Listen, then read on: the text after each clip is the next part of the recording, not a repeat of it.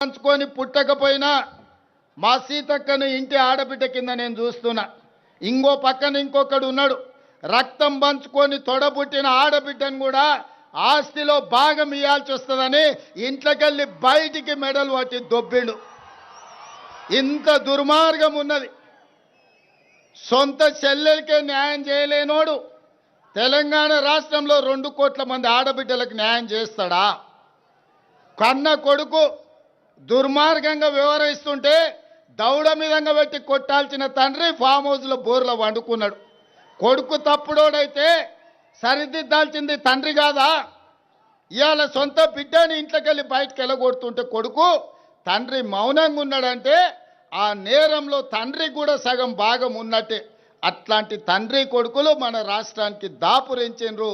వీళ్ళే ఈ తెలంగాణ రాష్ట్రానికి శనీశ్వరులు.